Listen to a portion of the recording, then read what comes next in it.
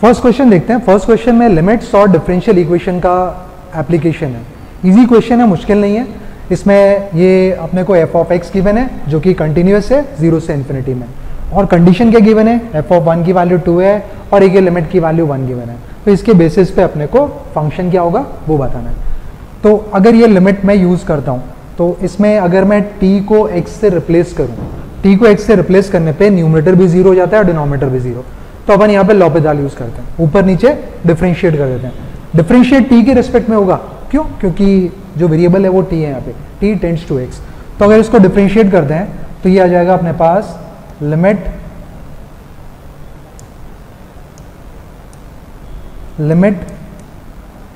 t tends to x, numerator denominator को अगर differentiate करते हैं तो ये हो जाएगा 10t to the power 9 f of x minus x to the power 10 f dash t divided by 9 times of t raise to the power 8। ये इसका डेरिवेटिव अपन ने ऊपर नीचे किया तो ये लिमिट आ जाती है।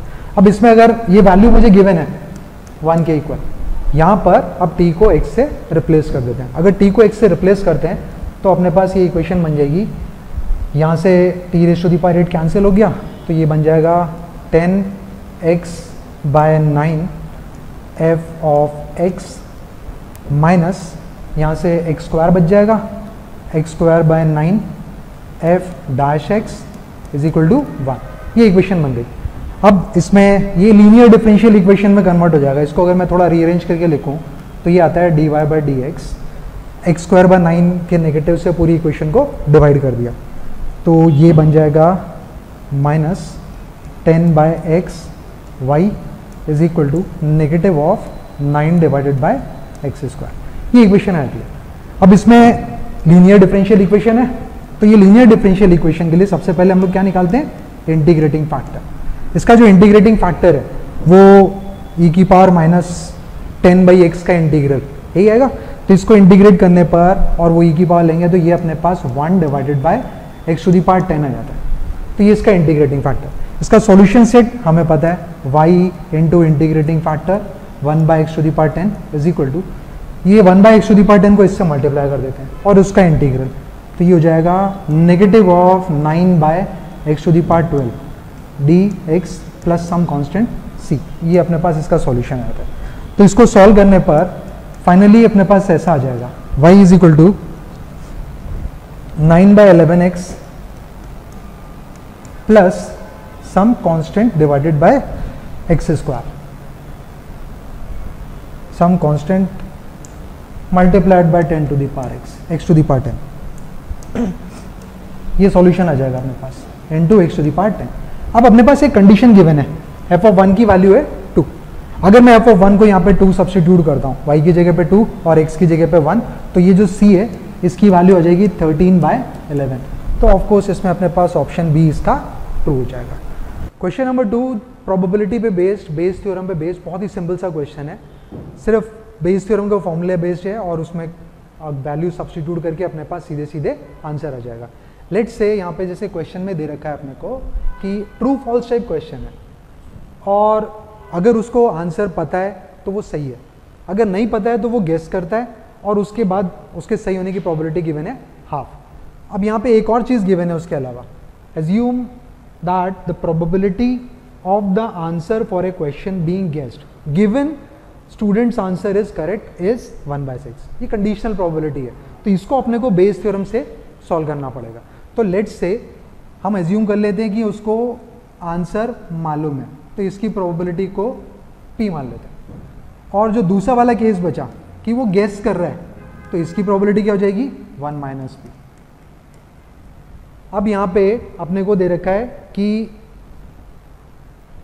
Probability of the answer for a question being guessed, मतलब गेस करने की प्रोबेबिलिटी गिवन कि उसका आंसर सही था।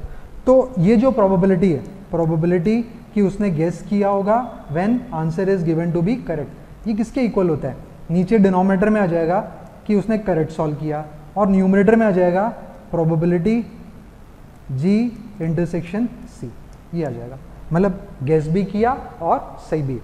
तो यहाँ पे अगर करेक्ट की प्रोबेबिलिटी निकालूं मैं, तो करेक्ट में दो केस बनते हैं, या तो उसको क्वेश्चन का आंसर आता था या नहीं आता था, तो उसने गेस किया। तो इस केस में डिनोमिनेटर में अगर उसने क्वेश्चन आता है तो उसकी प्रोबेबिलिटी p है, और ट्रू होने की प्रोबेबिलिटी तो 1 ही है, अगर उसको मालूम है तो आंसर सही है। प्लस अगर उसने गेस किया है तो प्रोबेबिलिटी 1 माइनस p, और आंसर सही है तो वो अपने को गिवन है हाफ, तो डिवाइडेड बाय 2। और ऊपर न्यूमरेटर में क्या आएगा, g इंटरसेक्शन c, मतलब सिर्फ यही वाला केस आ गया, तो ये हो गया 1 माइनस p डिवाइडेड बाय 2। ये अपने को गिवन है 1/6 के इक्वल। अब अगर इसको अपन क्रॉस मल्टीप्लाई करके जब p की वैल्यू निकालेंगे तो सॉल्व करने पर अपने पास यहाँ पर p की वैल्यू आती है 5/7। तो बेसिकली स्ट्रेट फॉरवर्ड क्वेश्चन था, बेस्ड थ्योरम पे बेस्ड, सीधा सीधा से एप्लीकेशन था। क्वेश्चन नंबर 3 ट्रिग्नोमेट्री पे बेस्ड क्वेश्चन है, डायरेक्ट फॉर्मूला बेस्ड है। यहाँ पे हमें x एक एंगल दे रखा है π/2 से π के बीच में, मतलब सेकंड क्वाड्रेंट का एंगल हो गया, और cot x की वैल्यू है -5/√11, और इस एक्सप्रेशन की वैल्यू बतानी है अगर cot x -5/√11 है। तो इस एक्सप्रेशन को अगर ध्यान से देखें तो ये 11 में x/2 को a मान लेते हैं और 6x को b मान लेते हैं, तो ये हो गया sin a sin b, ये हो जाएगा cos a cos b। sin a sin b plus cos a cos b होता है cos of a minus b, तो ये हो गया 6x माइनस 11x/2, और sin a cos b negative plus cos a sin b positive, तो ये बन जाएगा sin of a minus b, मतलब ये एक्सप्रेशन भी sin of 6x minus 11/2x हो गया। सिंप्लीफाई करने पे ये बन जाता है cos x/2 और ये बन गया sin x/2। तो हमें सिर्फ sin x/2 और cos x/2 की वैल्यूज निकालनी है और कुछ नहीं करना है। यहाँ पर ये वैल्यू ऑलरेडी गिवन है। अगर मैं यहाँ ट्राइंगल कंप्लीट करता हूँ तो ये वैल्यू हो गई 5 और ये वैल्यू हो गई √11। हाइपोटेन्यूज इसको कैलकुलेट करेंगे पाइथागोरस से तो उसकी वैल्यू आती है 6। ये हमारे पास ट्राइंगल की सारी वैल्यूज मिल गई अपने को साइड्स। cot x की वैल्यू पता है, अब मैं यहाँ से cos x निकाल लेता हूँ। मैं cos x ही क्यों निकाल रहा हूँ, क्योंकि मुझे अगर cos x मालूम चल जाएगा तो इन दोनों की वैल्यूज निकालना बहुत ईजी हो जाएगा। cos x जो है इसकी वैल्यू यहाँ से अपने पास आती है 5/6, लेकिन x कौन से क्वाड्रेंट का एंगल है, सेकेंड क्वाड्रेंट, तो यहाँ पे हमें एक नेगेटिव साइन डालना पड़ेगा -5/6। अब इससे cos x/2 और sin x/2 इजीली मिल जाएगा। 2 cos square x/2 -1 इज -5/6। इसको सॉल्व करने पर cos x/2 की वैल्यू ±1/√6 आती है। ±1/6 और 2 से डिवाइड करेंगे तो ±1/√12 ये वैल्यूज आ जाती हैं। बट हमें सिर्फ पॉजिटिव वाली वैल्यू लेनी है, तो ये हो गया 1/2√3, ये cos x/2 की वैल्यू। sin x/2 के लिए यहाँ पे मैं इसको लिख देता हूँ 1 - 2 sin square x/2 is equal to -5/6। Solve करने पर sin x/2 की वैल्यू मुझे मिल जाएगी √11 डिवाइडेड बाय 2√3। पॉजिटिव नेगेटिव दोनों आएंगी यहाँ पे, बट फिर से फर्स्ट क्वाड्रेंट का एंगल है x/2, तो ये भी सिर्फ पॉजिटिव वैल्यू। तो ये √11/2√3 और ये 1/2√3, इन दोनों को ऐड करने पर अपने पास ये वाला ऑप्शन इसमें करेक्ट आ जाएगा, √11 + 1 divided by 2√3। Fourth question coordinate geometry पे बेस्ड है, एलिप्स पे बेस्ड क्वेश्चन है। एलिप्स पे टैंजेंट के ऊपर, टैंजेंट का कंसेप्ट यूज हो रहा है इसमें। तो इस क्वेश्चन में अपने को क्या दे रखा है, ये एलिप्स की इक्वेशन गिवन है, इसमें एक पॉइंट है एक्सटर्नल पॉइंट p, q, उसके लिए ये कंडीशन दे रखी है p²/9 + q²/4 is greater then 1। इससे ये बोल सकते हैं कि p, q जो है वो एलिप्स के बाहर लाई कर रहा है। नेक्स्ट लाइन में गिवन भी है कि दो टैंजेंट ड्रॉ किए हैं इससे एलिप्स पे, तो ऑफकोर्स उसको एक्सटर्नल पॉइंट तो होना ही था। Of which one meets the ellipse at end point of minor axis. एक टैंजेंट माइनर एक्सिस के एंड पॉइंट पे मीट कर रही है। अगर माइनर एक्सिस के एंड पॉइंट पे टैंजेंट मीट कर रही है तो उस टैंजेंट को पैरेलल टू एक्स एक्सिस होना पड़ेगा। और दूसरी जो टैंजेंट है वो एक पॉइंट टी पे मीट करती है एलिप्स को, जो कि फोर्थ क्वाड्रेंट में लाई कर रहा है। यहाँ पे वही दे रखा है अपने को। और आर के बारे में फिर दे रखा है कि वर्टेक्स है और ओ सेंटर है, तो जो ओ आर टी ट्राइंगल है उसका एरिया गिवन है 3/2। ये सारी इंफॉर्मेशन को यूज करके अपने को पी और क्यू की वैल्यूज के बारे में बताना है कि पी और क्यू की वैल्यूज क्या होंगी। तो देखते हैं इसको कैसे सॉल्व करेंगे। ये लेट्स से मैंने एलिप्स बना लिया। अब यहाँ पे एंड माइनर एक्सिस के एंड पॉइंट पे बन रही है वो टैंजेंट, लेट्स से ये वाला जो पॉइंट है, ये पॉइंट है अपने पास S P comma Q. Ellipse की इक्वेशन गिवन है अपने को x square by 9 plus y square by 4 equal to 1। ये एलिप्स की इक्वेशन हो गई। और जो दूसरी टैंजेंट जो एलिप्स पर बन रही है उसके बारे में दे रखा है कि वो फोर्थ क्वाड्रेंट में है, तो वो कुछ ऐसे बनेगी टैंजेंट। ये टैंजेंट आ गई अपने पास, तो नेचुरली ये वाला पॉइंट हो जाएगा टी, और ये माइनर एक्सिस का एंड पॉइंट हमें गिवन था आर, और ये पॉइंट है ओ। अब ये जो ओ आर टी जो ट्राइंगल है, इसके एरिया के बारे में अपने को गिवन है, area of triangle O R T is equal to 3/2 given है अपने को। अब ये जो एलिप्स है इसकी इक्वेशन अगर ये है, तो नेचुरली जो आर पॉइंट है ये हो जाएगा अपने पास 3,0, और ये वाला जो पॉइंट है ये पॉइंट हो जाएगा 0,2, माइनर एक्सिस का एंड पॉइंट, मेजर एक्सिस का एंड पॉइंट। अब यहाँ पे जो क्यू पॉइंट जो है, ये क्यू जो वैल्यू है, इसको तो 2 ही होना पड़ेगा, बिकॉज ये वाली लाइन क्या है, पैरेलल टू वाई एक्सिस। तो यहाँ पे क्यू की वैल्यू अपने को 2 मिल गई। अब अगर मैं ये टी पॉइंट की बात करूँ, तो ये टी पॉइंट कुछ ऐसा है कि इस ट्राइंगल का एरिया जो है वो 3/2 आएगा। ये बेस आर पॉइंट है 3,0, तो बेस की वैल्यू हो गई, बेस की लेंथ हो गई 3। एरिया क्या होता है इसका, हाफ इंटू बेस की लेंथ, मतलब ओ आर। अब ये जो टी पॉइंट है इसको अगर मैं अल्फा बीटा मानता हूँ, तो ये जो इस ट्राइंगल का एरिया है वो हो जाएगा half of O R into beta. Mod of beta ले लेते हैं, बिकॉज बीटा यहाँ पर हमारे पास नेगेटिव होगा, तो ये हमने लिख लिया यहाँ पर। ये वैल्यू कितनी आ रही है, 3/2।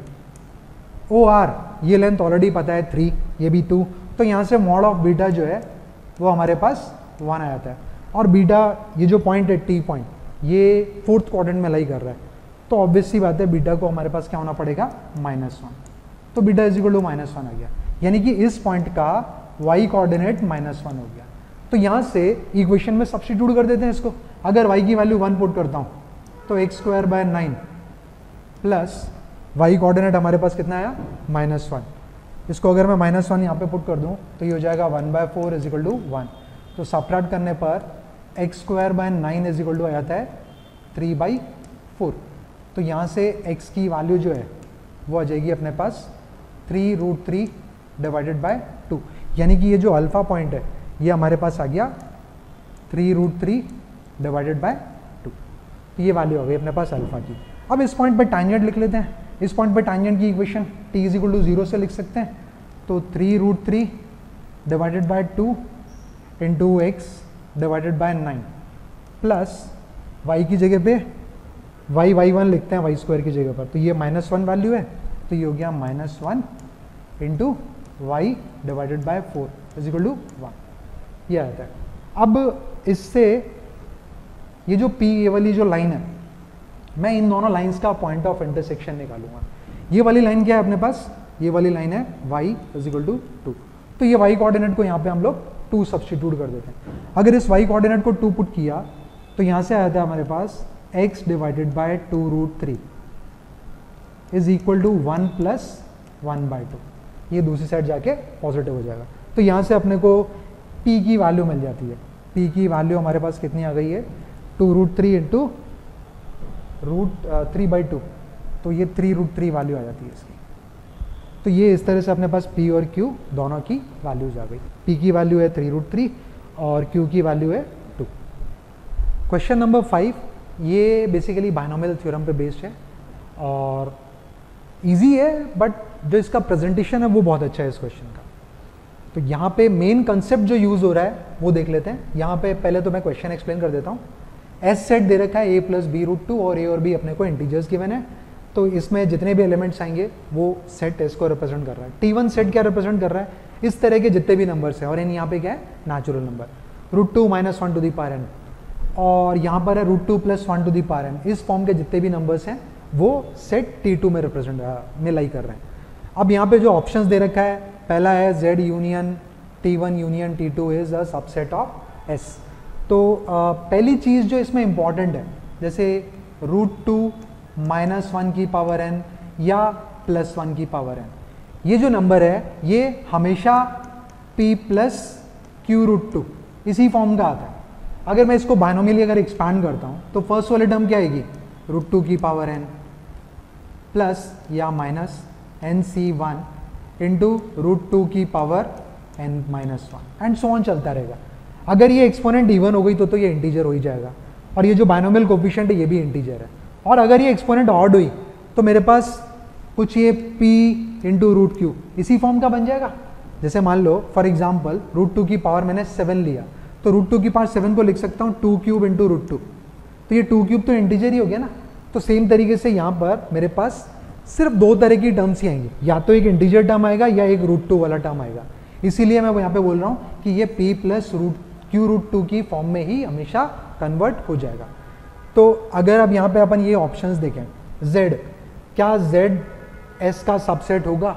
z मतलब सेट ऑफ इंटीजर्स। तो यहाँ पे अगर मैं b को 0 पुट कर दूँ, b को 0 पुट करते ही मेरे पास ये सिर्फ इंटीजर्स ही बच जाएंगे, तो ये तो इसका सबसेट है नेचुरली। t1 और t2 मैं ऑलरेडी बता चुका हूँ, ये दोनों हमेशा p प्लस q√2 की फॉर्म के ही आने हैं, यानी कि ये भी a प्लस b√2 का ही एक पार्ट हो जाएगा। तो यहाँ पे ये वाला ऑप्शन अपने पास ट्रू। ऑप्शन बी की बात करते हैं। t1 सेट t1 के लिए बोल रहा है कि 0 से 1024 में इज इक्वल टू 5, मतलब इन दोनों का इंटरसेक्शन कुछ भी नहीं आएगा, दोनों में कोई भी एलिमेंट नहीं है। लेकिन अगर मैं ध्यान से देखूं √2 माइनस 1 इज लेस देन 1, अगर ये नंबर 1 से छोटा है तो इसकी जितनी बड़ी एक्सपोनेंट है उतना छोटा होता जाएगा। तो मैं अगर बहुत ही बड़ी एक्सपोनेंट ले लूँ तो वो 0 के क्लोज आ जाएगा, यानी कि इस सेट में एटलीस्ट एक एलिमेंट कुछ ना कुछ तो लाइक करेगा ही करेगा, बहुत सारे एलिमेंट्स आएंगे, तो ऑफकोर्स ये वाला स्टेटमेंट अपने पास फॉल्स हो जाएगा। अब अगर मैं नेक्स्ट वाला ऑप्शन देखूँ, सी ऑप्शन, यहाँ पे बोल रहा है t2 इंटरसेक्शन 2024 से infinity is not equal to 5, मतलब दोनों में कुछ ना कुछ कॉमन एलिमेंट आएगा। अगर t2 की बात करें तो ये वाला नंबर है वो √2 प्लस 1, इसकी जितनी बड़ी एक्सपोनेंट लेंगे उतना बड़ा नंबर आएगा। तो अगर मैं ये एक्सपोनेंट को इंक्रीज करता जाऊंगा तो बड़ा नंबर आता जाएगा। तो कोई ना कोई एक पॉइंट तो आएगा ही आएगा जब ये 2024 को क्रॉस कर जाएगा। जैसे कि अगर मैं इसमें भी देखूं तो ये 2.41 समथिंग है, और मुझे पता है 2 टू द पावर 11 जो है वो 2048 होता है, इससे बड़ा नंबर ही है, यानी कि इसकी पावर 11 लेंगे तो भी इससे बड़ा आ रहा है। तो 11 के आगे जितनी भी एक्सपोनेंट्स लोगे वो सारे नंबर इससे बड़े हो जाएंगे। तो ये वाला स्टेटमेंट अपने पास ट्रू हो गया, इज नॉट इक्वल टू 5, कुछ ना कुछ कॉमन अपने पास आ रहा है। लास्ट वाला ऑप्शन देखते हैं, for any given a, b belongs to integer, अगर a और b मेरे पास इंटीजर्स हैं तो cos of this expression plus iota of sine of this expression, ये हमेशा ये इंटीजर कब होगा? जब b इज इक्वल टू 0 हो जाए, मतलब ये इंटीजर सिर्फ एक ही कंडीशन में होगा जब b इज इक्वल टू 0। तो एक बार देखते हैं, अगर ये इंटीजर है तो नेचुरली ये वाले टर्म को तो 0 ही होना पड़ेगा। Sine of pi times of एक एक्सप्रेशन है वो 0 है, तो वो कब होगा? जब ये वाला पार्ट इंटीजर हो जाए। तो यहां से मैं क्या बोल सकता हूं, मुझे ये चाहिए a plus b√2 is equal to k चाहिए, यानी कि इस इक्वेशन को लिख सकते हैं b√2 is equal to k minus a।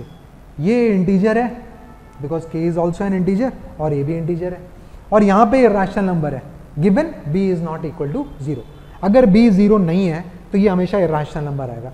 Irrational number can never be equal to an integer, तो ये तो पॉसिबल है ही नहीं unless b is equal to क्या हो जाए? 0। b को 0 किया तो k और a दोनों इक्वल हो जाएंगे। तो इस केस में अपने पास ये वाली टर्म एक इंटीजर होगी, यानी कि यहाँ पे देखो यही बोला हुआ है इसने ऑप्शन में, if and only if b is equal to 0, और हमने देखा अगर ये इक्वेशन अपनी इंटीजर है तो वो सिर्फ b इज इक्वल टू 0 के करस्पॉन्डिंग ही पॉसिबल है। तो यही इसका सॉल्यूशन हो गया, ये वाला ऑप्शन भी ट्रू। A, C, D तीनों ऑप्शंस ट्रू हैं इसमें। क्वेश्चन नंबर 6, ये सिस्टम ऑफ इक्वेशंस और क्वाड्रेटिक इक्वेशन पे बेस्ड क्वेश्चन है। इसमें अपने को दे रखा है S एक सेट है A, B, C ट्रिपलेट से, A, B, C real numbers हैं और ये कंडीशन ट्रू होनी चाहिए for all x, y belongs to real numbers except 0, 0। तो अगर ये इक्वेशन मैं देखूं ध्यान से तो इस इक्वेशन को अपन रीअरेंज करके इस तरीके से लिख सकते हैं a into x by y का होल स्क्वायर, मैंने वाई स्क्वायर से पूरी इक्वेशन को डिवाइड कर दिया, plus 2b x by y plus c is greater than 0 for all x, y belongs to r except 0, 0। अब यहाँ पे ऑप्शंस क्या क्या दे रखे हैं, अपने को बताना है कि कौन कौन से स्टेटमेंट्स इन चारों ऑप्शंस में से ट्रू हैं। तो पहले ऑप्शन में ये दे रखी है ए बी सी की वैल्यूज़, तो ये दे रखा है कि ये सेट एस को बिलोंग करेगा। पहले हम ये देख लेते हैं कि ये कंडीशन ट्रू कब होगी। ये क्वाड्रेटिक इक्वेशन की तरह ट्रीट कर सकता हूँ और ये हमेशा पॉजिटिव होना चाहिए। तो अपने पास दो कंडीशन आ गई, ए को पॉजिटिव होना पड़ेगा और हमेशा पॉजिटिव है तो सी भी पॉजिटिव ही होगा, ए पॉजिटिव सी पॉजिटिव। और इसका जो डिस्क्रिमिनेंट है क्वाड्रेटिक का उसको क्या होना पड़ेगा, नेगेटिव। डिस्क्रिमिनेंट नेगेटिव तो यहाँ से आता है 4b² माइनस 4ac, ये अपने पास लेस देन 0 आना चाहिए। तो यहाँ से कंडीशन आती है b² minus ac is less than 0। अगर ये तीनों कंडीशंस ट्रू हैं तो ये सेट एस में ये वो सारे एलिमेंट्स आएंगे ABC जो इन तीनों कंडीशंस को सेटिस्फाई कर रहे हैं। अगर मैं फर्स्ट ऑप्शन देखूं, ये A है, ये B है, ये C है, तो A इंटू सी अपने पास 12 हो गया। b² 7/2 का स्क्वायर 12 से बड़ा आता है। अगर ये बड़ा आ रहा है तो ऑफकोर्स ये वाली क्वांटिटी अपने पास क्या आ गई, पॉजिटिव। तो ऑप्शन ए अपने पास गलत हो गया। अब ऑप्शन बी पे आते हैं। ऑप्शन बी में ये ए है, ये बी है, ये सी है। हमारे पास क्या होना चाहिए, b² should be less than a into c, तो ये आता है 1/4, यानी कि यहाँ से आता है 4b² इज लेस देन 1। अगर 4b² 1 से छोटा है तो नेचुरली मेरे पास 2b का मॉड जो है वो 1 से छोटा हो जाएगा। यहाँ से हम बोल सकते हैं mod of 2b is less then 1। तो ये ऑप्शन बी भी इसमें ट्रू हो गया। नेक्स्ट दोनों ऑप्शंस जो हैं वो सिस्टम ऑफ इक्वेशंस पे हैं।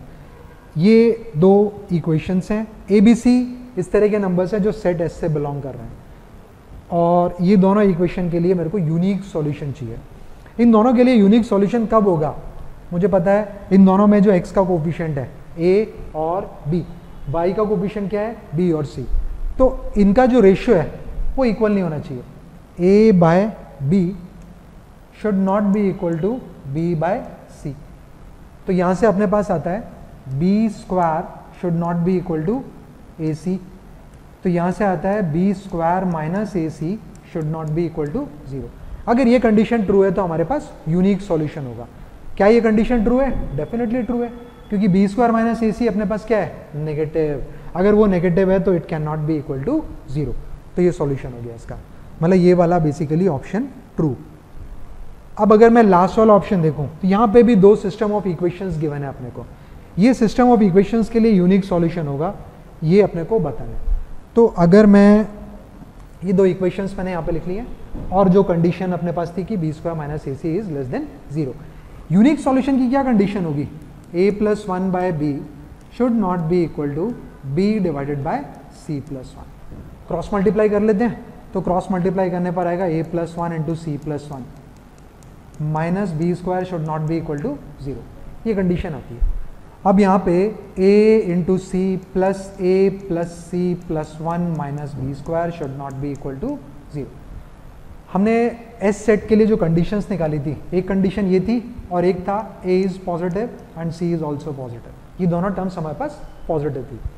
अब अगर ये एक्सप्रेशन देखें, यहाँ से क्या मैं ऐसा बोल सकता हूँ ac minus b² is greater than 0, इसी को रिवर्स कर दिया बस। तो यहाँ से ac माइनस b², ये टर्म क्या हो गई, पॉजिटिव।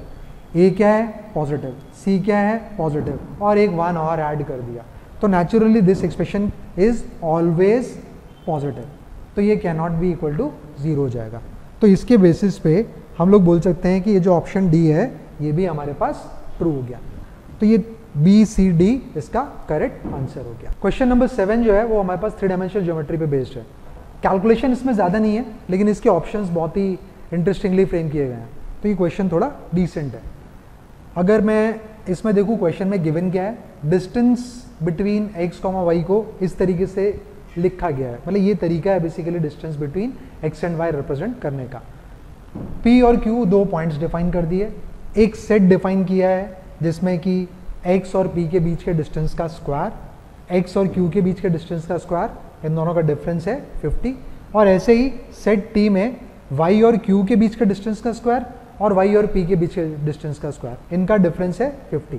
तो इसके बेसिस पे अपने को सेट x s और सेट t डिफाइन कर रखे हैं। तो अगर मैं सेट s की बात करूं, मतलब x का डिस्टेंस p से, तो ये हो जाएगा x माइनस 1 का whole square plus y minus 2 का होल स्क्वायर, ऐसे ही z माइनस 3 का होल स्क्वायर, और q से जो डिस्टेंस है वो हो जाएगा x माइनस 4 का होल स्क्वायर, y माइनस 2 का होल स्क्वायर, z माइनस 7 का होल स्क्वायर। और इन दोनों का जो डिफरेंस है वो 50 गिवन है। तो वो सबट्रैक्ट करने पर जो अपने पास फाइनली इक्वेशन आ जाएगी इसकी, ये आ जाएगी 6x plus 8z is equal to 105। ये इसकी इक्वेशन आती है। तो बेसिकली ये जो सेट एस है इसमें जितने भी पॉइंट है वो बेसिकली इस प्लेन पे लाई करेंगे। ऐसे ही अगर मैं सेट टी की बात करूं तो इसमें भी सेम फॉर्मूला अगर यूज करते हैं, बस इसमें q से डिस्टेंस है और p से डिस्टेंस है, डिस्टेंसेस का स्क्वायर और उनका डिफरेंस। जब वो डिफरेंस निकालते हैं तो वो 50 आता है। ये कैलकुलेट करने पर अपने पास आ जाएगा 6x plus 8z is equal to 5। तो मुझे दिख रहा है ये दो प्लेन्स की इक्वेशन आ गई, दोनों ही प्लेन्स क्या है, पैरेलल। अब एक बार ऑप्शंस देखते हैं, ऑप्शन में क्या दे रखा है। There is a triangle whose area is 1 and all of whose vertices are from S, यानी कि इस वाले सेट पे ये प्लेन है, प्लेन पे इनफाइनाइट ट्रायंगल्स पॉसिबल है, बट यहाँ पे दे रखा है कि ऐसा एक ट्रायंगल एग्जिस्ट करेगा जिसका एरिया 1 होगा। ऑफ कोर्स ऐसे इनफाइनाइट ट्रायंगल्स होंगे किसी भी प्लेन पे। एक जैसे मान लीजिए बोर्ड ही एक प्लेन हो गया, यही उसकी ये जो जिस प्लेन के लिए इक्वेशन है वो ये बोर्ड ही मान लेते हैं। तो इस बोर्ड पे मैं एक ट्रायंगल ढूंढ ही सकता हूँ ऐसा जिसके लिए एरिया क्या हो जाएगा 1, और इस तरह के बहुत सारे ट्रायंगल्स होंगे। तो नेचुरली ऑप्शन ए क्या हो गया, ट्रू। ऑप्शन बी में दे रखा है there are 2 distinct points L and M in T, मतलब बेसिकली L और M जो है इस वाले प्लेन पे लाई कर रहे हैं, such that each point on the line segment LM is also in T। तो अगर मैं ये इसी बोर्ड को प्लेन मान लेता हूँ, T वाला प्लेन, तो इन दोनों पॉइंट्स को अगर मैं ज्वाइन करता हूँ तो इसके बीच में जितने भी पॉइंट है वो मुझे दिख ही रहा है इसी प्लेन पे लाई करेंगे। तो ये वाला ऑप्शन भी अपने पास क्या हो गया, 2। नेक्स्ट में दे रखा है there are infinitely many rectangles of perimeter 48, 2 of whose vertices are from S and other 2 vertices are from T। तो 2 पॉइंट इस प्लेन पर हैं और 2 पॉइंट इस प्लेन पर हैं, इनको ज्वाइन करके एक रेक्टेंगल बनेगा जिसका पेरीमीटर 48 होगा। ये बताना है हमें कि ऐसे इनफाइनाइट ट्रायंगल्स लाई करेंगे। अगर मैं ये दोनों प्लेन्स के बीच के डिस्टेंस की बात करूं, दोनों प्लेन्स क्या है, पैरेलल, तो वो डिस्टेंस जो है वो कितना हो जाएगा, 105 डिवाइड बाय 5, तो ये हो गया 100 divided by square root of 6 square 8 square, तो ये 10 आ गया। मतलब डिस्टेंस आता है दोनों के बीच का 10। तो अगर मैं प्लेन लेता हूँ 2, मान लो ये 2 प्लेन्स हैं, इसमें मैं 2 पॉइंट, मैंने ये दोनों पॉइंट ले लिए और ये दोनों पॉइंट ले लिए। ये डिस्टेंस मुझे पता है कितना है, 10। ये डिस्टेंस कितना है, 10। ये दोनों लाइंस इस तरह से चूज कर ली कि दोनों लाइंस पैरेलल हैं और ये perpendicular to the given planes. तो ये डिस्टेंस अपन चूज कर ही सकते हैं इस तरह से कि इनके बीच का डिस्टेंस कितना हो जाए। यहाँ से 20 आता है, पेरीमीटर चाहिए 48, 20 माइनस 48 निकालने पर 28 आता है, तो ये साइड 14 और ये साइड 14। तो इस तरीके तो मैं इनफाइनाइट रेक्टेंगल्स ढूंढ सकता हूँ। इसको शिफ्ट करते जाओ कहीं पे भी तो इनफाइनाइट मिल जाएंगे अपने को। इसके बाद जो नेक्स्ट वाला ऑप्शन है, मतलब बेसिकली सी ऑप्शन भी ट्रू हो गया। अगर डी ऑप्शन की बात करें, डी ऑप्शन में क्या है, there is a square of perimeter 48। Same वही कंडीशन है जो ऊपर वाले में है, बस यहाँ पे बोल रहा है कि 2 पॉइंट इस प्लेन पर हैं, 2 पॉइंट इस प्लेन पर हैं, सच दैट वो उनको ज्वाइन करने पर स्क्वायर बन जाए। तो इसके लिए अब इन दोनों प्लेन्स के बीच का जो डिस्टेंस है वो अपने पास 10 है, तो स्क्वायर की जो साइड लेंथ है 48 डिवाइडेड बाय 4 कितनी होनी चाहिए, 12। ये स्क्वायर की साइड लेंथ है, तो 12 साइड लेंथ का स्क्वायर पॉसिबल है या नहीं है, ये देखने के लिए अपन एक काम करते हैं, ये एक स्क्वायर में एज्यूम कर लेता हूँ। अब मैं इस स्क्वायर को कोशिश कर रहा हूँ कि इसमें फिट करूँ इसको। इन दोनों प्लेन्स को अपन इस तरीके से देखते हैं, मतलब ये प्लेन इस तरह से है, perpendicular to the plane of board. एक प्लेन ये है, एक प्लेन ये है, इनके बीच का ये डिस्टेंस है 10। ये जो लेंथ है इससे ज़्यादा है, ये लेंथ है 12, इससे ज़्यादा लेंथ है ये। तो मैं यहाँ पे क्या करूँगा, इस पॉइंट को तो फिक्स कर देता हूँ और इसको ऐसे टिल्ट करता रहूँगा जब तक कि ये ऐसे फिक्स ना हो जाए। तो अब ये लाइन इस वाले प्लेन में लाई करेगी, ये वाली लाइन इस वाले प्लेन में लाई करेगी। तो नेचुरली ये वाला जो स्क्वायर है मैं बना सकता हूँ एक ऐसा स्क्वायर जिसका कि पेरीमीटर 48 हो, 2 पॉइंट इधर और 2 पॉइंट इस पर लाई करें, तो मुझे दिख ही रहा है इस केस में। तो ये वाला ऑप्शन भी अपने पास यहाँ पर ट्रू हो गया। तो इस क्वेश्चन के लिए चारों ऑप्शंस करेक्ट हो गए। क्वेश्चन नंबर 8 लॉग पे बेस्ड बहुत ही सिंपल सा क्वेश्चन है, बहुत ही बेसिक सी एप्लीकेशन है लॉग की। यहाँ पे देखो अपने को दे रखा है a दे रखा है 3√2 के इक्वल और b इस नंबर के इक्वल दे रखा है और x और y कोई 2 रियल नंबर्स है और ये 2 लीनियर इक्वेशंस गिवन है। तो इनको यूज करके अपने को 4x + 5y की वैल्यू बतानी है। इन ए वे x और y पूछ रहा है हमसे। अगर मैं यहाँ से देखूँ a है अपने पास 3√2। यहाँ पे अंदर एक्सप्रेशन है 18 की पावर 5/4। 18 जो होता है वो 3√2 का स्क्वायर होता है, यानी कि 18 टू द पावर 5/4। इसको मैं लिख सकता हूँ a raise to the power 5/2। इसी का स्क्वायर होता है 18, तो 18 टू द पावर 5/4 को लिख सकते हैं a to the power 5/2। Similarly b given है 1 divided by 5 to the power 1/6 और √6। यहाँ से ये 1/6 को अगर हटाते हैं तो दोनों साइड पावर 6 ले लेते हैं। b टू द पावर 6 जो है ये हो जाएगा 1/1080, यानी कि रूट ऑफ 1080 को मैं लिख सकता हूँ b raise to the power -3। अब इनको सब्स्टिट्यूट कर देते हैं दोनों इक्वेशंस में, तो अपने पास 3x + 2y is equal to है log of a to the power 5/2 to the base a, तो ये नेचुरली कितना हो जाएगा 5 डिवाइडेड बाय 2। ऐसे ही अगर 2x - y is equal to log of this है, ये वैल्यू कितनी है, ये वैल्यू है b टू द पावर -3, तो इस वाले log की वैल्यू कितनी हो जाएगी अपने पास, ये आ जाता है 2x - y is equal to -3। ये दो इक्वेशंस आ गई। इन दोनों इक्वेशंस को सॉल्व करने पर x की वैल्यू अपने को -12 और y की वैल्यू 2 मिल जाएगी। ये दोनों यहाँ सब्स्टिट्यूट कर देते हैं, तो y को 2 और x को -12 पुट किया तो आंसर आ जाएगा 8। तो ये बहुत ही सिंपल सा क्वेश्चन था। क्वेश्चन नंबर 9 देखते हैं। ये बेसिकली थ्योरी ऑफ इक्वेशंस पे बेस्ड क्वेश्चन है। यहाँ पे देखते हैं क्या क्या दे रखा है अपने को। ये एक पॉलिनोमियल गिवन है x to the power 4 + ax³ + bx² c। इसके कोफिशिएंट्स रियल है, मतलब ये जो है a, b और c ये अपने पास रियल नंबर्स हैं। और एक कंडीशन दे रखी है कि f(1) की वैल्यू अपने पास -9 है। उसके अलावा अपने को दे रखा है कि आयोटा √3 जो है वो एक इस वाली इक्वेशन का रूट है। Iota complex number root of -1, तो α1, α2, α3 और α4 अगर इस इक्वेशन के रूट हैं तो उनके मॉड के स्क्वायर्स का सम पूछा हुआ है अपने से। तो यहाँ पे देखो ये आयोटा √3 एक इक्वेशन, इस इक्वेशन के लिए एक रूट है। अगर मैं ये इक्वेशन देखूँ, इसमें से x कॉमन लेने पर अपने पास आता है 4x² + 3ax + 2b। ये एक क्वाड्रेटिक इक्वेशन है और a एंड b ऑलरेडी हमें दे रखा है रियल नंबर्स है। इसका मतलब क्या हुआ, इस इक्वेशन के लिए ये जो क्वाड्रेटिक इक्वेशन है इसके सारे कोफिशिएंट्स क्या हैं, रियल। क्वाड्रेटिक के कोफिशिएंट्स अगर रियल हैं तो अगर इसका एक रूट, इसके लिए मैं अगर देखूं x के लिए तो एक रूट तो 0 आ रहा है और एक रूट मुझे इस इक्वेशन का आयोटा √3 दे रखा है, यानी कि इस वाली इक्वेशन के लिए एक रूट हो गया आयोटा √3। बट कॉम्प्लेक्स रूट्स हमेशा पेयर्स में एग्जिस्ट करते हैं। इसका मतलब इसका जो दूसरा वाला रूट है वो क्या हो जाएगा, -आयोटा √3। अब अगर मैं इस इक्वेशन का सम ऑफ रूट्स की बात करूं, ये सम ऑफ रूट्स क्या हो जाएगा 0। तो यहाँ पे इस वाली इक्वेशन के लिए सम ऑफ रूट्स है 3a/4, इसको क्या होना पड़ेगा 0। तो यहाँ से मेरे पास a की वैल्यू आ गई 0। अब अगर मैं इसी क्वाड्रेटिक की प्रोडक्ट ऑफ रूट्स की बात करूं तो वो प्रोडक्ट ऑफ रूट्स आता है 2b/4 और ये दोनों रूट्स का प्रोडक्ट कितना आता है, आयोटा स्क्वायर -1 और एक -1 ऑलरेडी है √3, तो ये अपने पास आता है 3 के इक्वल। इसको सॉल्व करने पर b की वैल्यू अपने पास आ जाएगी 6, तो b 6 हो गया और a 0, यानी कि ये जो पॉलिनोमियल है f(x), इसको अपन लिख सकते हैं x to the power 4, a की वैल्यू 0, b की वैल्यू है 6, तो 6x² + c। एक इन्फॉर्मेशन और भी है अपने पास, f(1) इज इक्वल टू -9। इसको यूज करके ये c की वैल्यू निकाल सकते हैं अपन इजीली। यहाँ पे अगर मैं -1 पुट करता हूँ तो ऑफकोर्स ये वाली टर्म कितनी हो जाएगी, 9 इज इक्वल टू -9 है, और यहाँ पे अगर 1 पुट करने पर ये 1 + 6 + c, तो यहाँ से c की वैल्यू अपने पास -16 आ जाती है।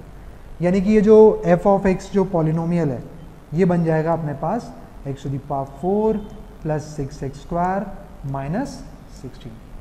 ये पॉलिनोमियल आ गया। अब इसके रूट्स के मॉड की स्क्वायर के सम की बात कर रहा है वो, तो अगर मैं इसके रूट्स निकालूं, मतलब बेसिकली इसको अगर मैं फैक्टराइज करने की कोशिश करूं तो ये इजीली फैक्टराइज हो जाता है x² + 8 मल्टीप्लाइड बाय x² - 2। वो स्प्लिटिंग द मिडिल टर्म से ये इजीली इसमें कन्वर्ट हो जाएगा। अब अपने को अगर मैं इसको इक्वल टू 0 करूं और इसके रूट्स निकालूं यहाँ से क्या रूट्स आएंगे, 2√2 आयोटा माइनस 2√2 आयोटा, इसके लिए क्या रूट हो जाएंगे, +√2 और एक -√2। इनके सबके मॉड्स का स्क्वायर को अपने को ऐड करना है और आंसर बताना है। तो जब वो ऐड करेंगे, इसका स्क्वायर इसके मॉड का स्क्वायर 8 हो जाएगा, इसके लिए भी 8, इसके लिए 2, इसके लिए 2, इन सब को ऐड करने पर इस एक्सप्रेशन की वैल्यू अपने पास आती है 20। तो कैलकुलेशन ज़्यादा नहीं है, थोड़ी सी कैलकुलेशन है और बहुत टिपिकल क्वेश्चन नहीं है, नॉर्मल डिसेंट क्वेश्चन है ये, इसको आप मॉडरेट क्वेश्चन की तरह ट्रीट कर सकते हैं। क्वेश्चन नंबर 10, यहाँ पे ये मैट्रिक्स पे बेस्ड है, बट इसमें थोड़ी बहुत पीएनसी भी यूज़ की हुई है, मतलब बेसिक काउंटिंग है, उससे ज़्यादा नहीं है इसके अंदर। ईजी क्वेश्चन ही है, बस थोड़ा सा काउंटिंग के टाइम पे थोड़ा सा ध्यान रखना होता है इसमें। अगर मैं यहाँ पे देखूँ, ये सेट एस है जिसमें कि मेरे पास क्या है, मैट्राइसेस है, और उस मैट्राइसेस में मेरे पास 4 वेरिएबल दे दिए हैं, 5 वेरिएबल, ये पांचों वेरिएबल या तो 0 है या 1 है, इसके अलावा और कोई वैल्यू ये नहीं ले सकते। और डिटर्मिनेंट ऑफ ए जो है उसकी वैल्यू या तो 1 है या -1 है। तो मेरे को ये बताना है कि ए बी सी डी की कितनी डिफरेंट वैल्यूज ले सकते हैं, सो दैट अपने पास ये जो डिटर्मिनेंट है या ये मैट्रिक्स जो है इसकी वैल्यू अपने पास 1 या -1 आ जाए। तो अगर मैं डिटर्मिनेंट मैट्रिक्स ए की डिटर्मिनेंट की बात करूँ, वैल्यू की डिटर्मिनेंट वैल्यू, तो इसकी जो डिटर्मिनेंट वैल्यू है वो अगर मैं यहाँ पे एक्सपैंड करूँ इसको, तो ये वैल्यू आ जाएगी अपने पास d - c plus c into b minus a. ये इस डिटर्मिनेंट की वैल्यू आ गई, और ये वैल्यू अपने को चाहिए -1 या 1 लेकिन ये जो सारे नंबर्स हैं ये 0 या 1 ही है, इसके अलावा और कुछ नहीं हो सकता। यानी कि अगर मैं इन दोनों के डिफरेंस की बात करूँ तो ये डिफरेंस क्या क्या हो सकता है, या तो 0 होगा, दोनों नंबर अगर सेम ले लिए, दोनों नंबर अगर डिफरेंट लेना हो तो 1 या -1 आएगा। ऐसे ही ये टर्म भी 0, 1 या -1, और ये टर्म भी 0 या 1। मतलब ये दो एक्सप्रेशंस को अगर मैं इंडिविजुअली देखूं तो ये दोनों एक्सप्रेशंस मेरे पास या तो 0 और -1 होंगे या फिर 0 और 1 होंगे, क्योंकि डिटर्मिनेंट वैल्यू अपने को यही दो चाहिए। तो अपन इसमें दो केसेस कंसिडर कर लेते हैं। पहला केस कि इसकी वैल्यू +1 और -1 है, दोनों में से कोई भी एक केस ले लो, और ये वाली वैल्यू कितनी हो जाए अपने पास 0। क्योंकि देखो मैंने इन दोनों को साथ में इसीलिए लिया क्योंकि d - e अगर 1 है तो इसको 1 होना पड़ेगा और इसको 0 होना पड़ेगा, और अगर मैं d - e की वैल्यू की -1 वैल्यू लेता हूँ तो इसको 0 होना पड़ेगा और इसको 1 होना पड़ेगा। तो दोनों ही केसेस में एक ही केस आता है अपने पास। तो इवेंचुअली बस मुझे ये चेक करना है कि ये 0 कितनी डिफरेंट वैल्यूज के करस्पॉन्डिंग होगा। तो अगर मैं इसको 0 लेता हूँ तो ये 0 कब हो सकता है, मैं c के लिए दो डिफरेंट केसेस ले लेता हूँ। पहला केस c = 0, अगर c 0 है तो b - a कुछ भी हो सकता है, b - a कुछ भी हो सकता है, यानी कि b के लिए दो पॉसिबल वैल्यूज और a के लिए भी दो पॉसिबल वैल्यूज। तो इन दोनों का प्रोडक्ट हो जाएगा अपने पास। इस केस में कितनी पॉसिबिलिटीज हो गई, 2 × 2 = 4 पॉसिबिलिटीज हो गई अपने पास। दूसरा केस लेते हैं, when c is not equal to 0, अगर c 0 नहीं है तो उसके पास एक ही पॉसिबिलिटी है, उसको 1 होना पड़ेगा, मतलब c = 1 हो गया। अगर मैंने इसको c को 1 लिया, बट मुझे प्रोडक्ट क्या चाहिए 0, और b और a दोनों को क्या होना पड़ेगा, इक्वल। अगर b और a इक्वल हैं तो दोनों 0 भी हो सकते हैं और दोनों 1 भी हो सकते हैं, यानी कि यहाँ से मेरे पास 2 केसेस आ गए। तो टोटल 4 और 2 6 केस हो गए इस केस में अपने पास। अब दूसरा वाला केस देखते हैं। दूसरा वाला केस उल्टा कर देता हूँ, ये वैल्यू 0 है और ये वैल्यू है +1 और -1। ये +1 या -1 दोनों के corresponding same number of cases आएंगे। अगर ये +1 या -1 है तो नेचुरली c को 1 ही होना पड़ेगा, c 0 नहीं हो सकता। c को 0 ले लिया तो ये पूरे टर्म 0 हो जाएगी। अगर ये 1 है तो b - a या तो 1 चाहिए या -1 चाहिए, वो दोनों केसेस के करस्पॉन्डिंग। अगर b - a 1 है तो फिर से एक ही केस होगा, इसको 1 और इसको 0, और अगर मैं -1 लेता हूँ तो ये 0 हो जाएगा और ये 1 हो जाएगा। मतलब इवेंचुअली यहाँ से तो मेरे पास सिर्फ एक केस आता है। और अगर मैं 0 लेता हूँ d - e को, d - e अगर मेरे पास 0 है तो इन दोनों को क्या होना पड़ेगा अपने पास, इक्वल। इन दोनों को अगर मैं इक्वल लेता हूँ d और e को, तो या तो दोनों 0 होंगे या दोनों 1 होंगे, मतलब 2 केस आ गए। तो यहाँ से अपने पास कितने केसेस आ गए, ये दोनों इक्वल 2 केस। बट अभी मैंने ये 1 और -1 के लिए दो केसेस कंसिडर नहीं किए थे, मैंने सिर्फ एक ही केस लिया है, मैंने सिर्फ इसके लिए काउंट किया था 4 + 2 6 केस। और ये दो केस किसके लिए थे, यहाँ से दो केस आए थे, एक बार 1 और एक बार -1, एक बार 1 और एक बार -1। तो अपने को इस जो टोटल नंबर ऑफ केस आए हैं ये 8, इसको अपने को 2 से मल्टीप्लाई करना पड़ेगा, तो टोटल नंबर ऑफ केसेस हो गए 16। तो ऐसे अपने पास 16 एलिमेंट्स हो जाएंगे इस सेट के अंदर, मतलब 16 ऐसे मैट्रिक्स होंगे जिनकी वैल्यूज अगर ये ABCD में 0 1 डालता हूँ तो डिटर्मिनेंट वैल्यू उनकी 1 या -1 आती है। क्वेश्चन नंबर 11 देखते हैं, ये परमुटेशन एंड कॉम्बिनेशन पे बेस्ड है। इसमें प्रिंसिपल ऑफ इंक्लूजन एक्सक्लूजन का कंसेप्ट यूज हो रहा है। यहाँ पे अपने से पूछा गया है, ये 9 स्टूडेंट्स हैं S1 से लेके S9 तक, इनको अपने को 3 ग्रुप्स में डिवाइड करना है, 3 टीम्स में, X, Y और Z। X में 2 हैं मेंबर्स, Y में 3 है और Z में 4 मेंबर्स हैं। बस यहाँ पे अपने को कुछ लिमिटेशन है अपने पास कि S1 जो है वो टीम X में नहीं होना चाहिए, S2 जो है वो टीम Y में नहीं होना चाहिए। तो कितनी डिफरेंट वेज से अपन टीम फॉर्म कर सकते हैं वो निकालना है अपने को इसमें। तो यहाँ पर अगर मैं टोटल, हम लोग इसमें क्या करेंगे, टोटल माइनस वो वाले केसेस जब S1 X में है और S2 Y में है, दोनों में से कोई भी एक कंडीशन ट्रू हो, वो वाले केसेस अपन सबट्रैक्ट कर देते हैं। मतलब बेसिकली अगर मैं ऐसे देखता हूं, ए सेट माना number of cases when S1 is in X और B है number of cases when S2 is in Y। तो मुझे ये वाले केसेस हटाने हैं, तो मुझे यहां से क्या हटाना है, total minus number of elements in A union B, ये कैलकुलेट करना है अपने को। टोटल के लिए तो मुझे 9 लोगों को 3 ग्रुप्स में डिवाइड करना है, ग्रुप साइज है 2, 3 एंड 4, तो ये तो हो जाएगा 9 factorial divided by 2 factorial, 3 factorial, 4 factorial, minus यहाँ पे number of elements in A union B है, तो इसमें एक ब्रैकेट लिख लेते हैं। ये किसके इक्वल होता है, A यूनियन B में जो नंबर ऑफ एलिमेंट्स हैं ये अपने पास आ जाएगा number of elements in A plus number of elements in B minus number of elements in A intersection B। तो ये अपने को इसमें से सबट्रैक्ट करना है। A अगर सेट A की बात करें, मतलब S1 X में है, तो S1 को हटा दो, वो X में ऑलरेडी आ गया, यानी कि अब मुझे सिर्फ X में एक ही पर्सन और डालना है।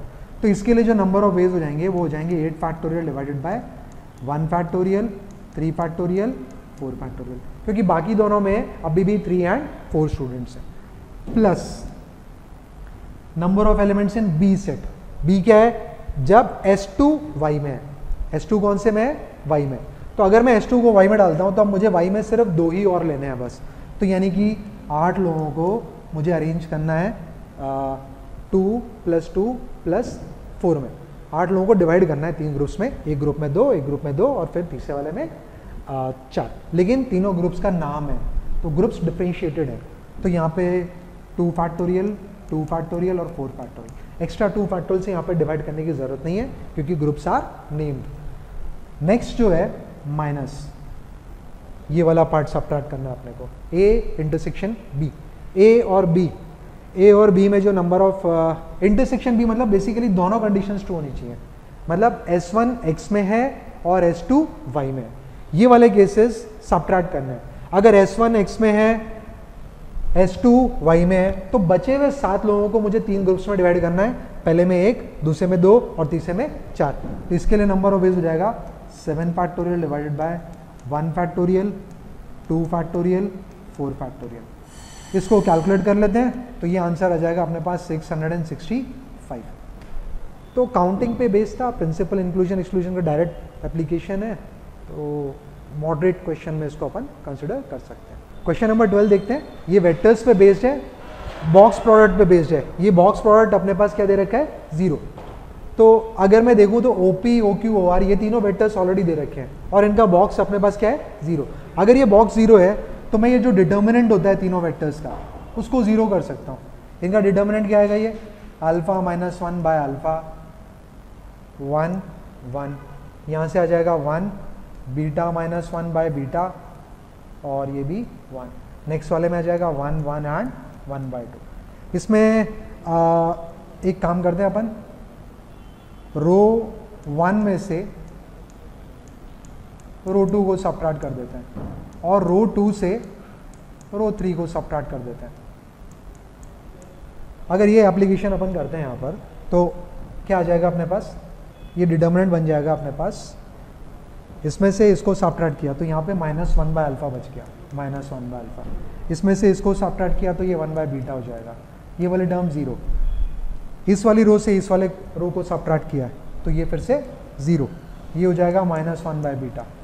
ये टर्म हो जाएगी हाफ, ये रो तो एज इट इज रहेगी, इसको अपन ने चेंज नहीं किया है, और ये 0 होगा, बॉक्स अपने को 0 के इक्वल गिवन है।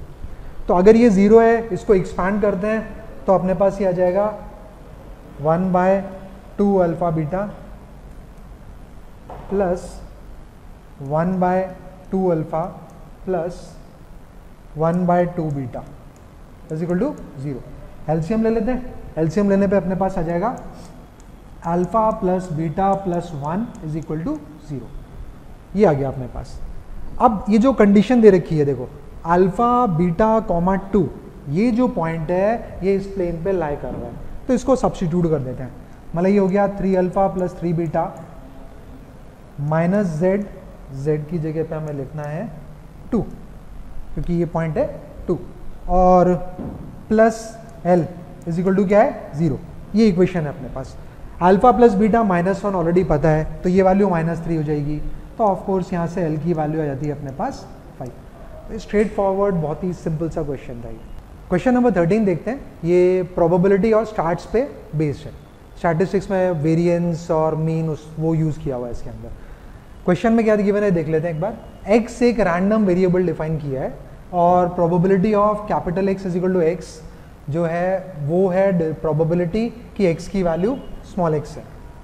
अब यहाँ पे दे रखा है यहाँ पे दे रखा है कि x कॉमा ये कोई पॉइंट है x is equal to this, ये एक स्ट्रेट लाइन में लाई कर रहा है, यानी कि बेसिकली अपन बोल सकते हैं कि probability of x is equal to 0, probability of x is equal to 1 till probability of x is equal to 4, ये एक स्ट्रेट लाइन पे लाई कर रहा है।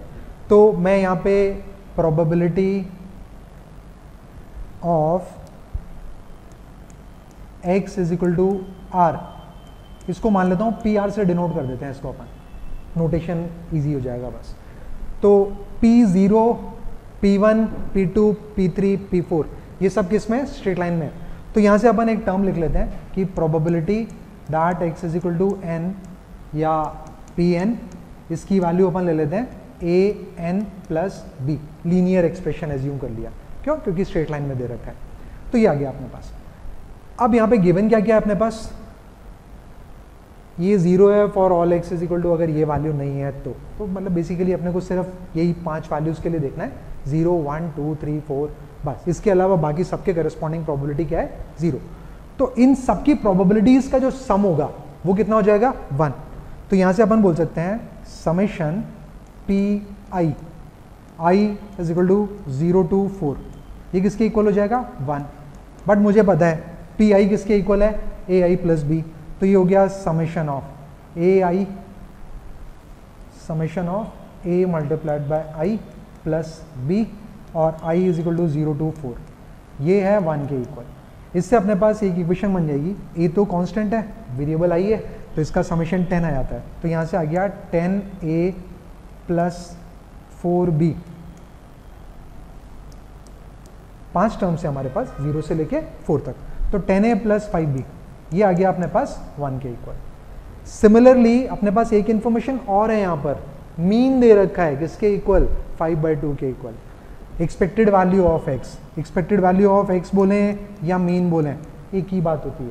तो ये किसके इक्वल होता है समेशन ऑफ i इंटू उसकी प्रोबेबिलिटी से मल्टीप्लाई कर दो, और i मेरा वैरी कर रहा है कहाँ से कहाँ तक 0 से लेके 4 तक। इसकी वैल्यू अपने को गिवन है 5/2 ये मीन।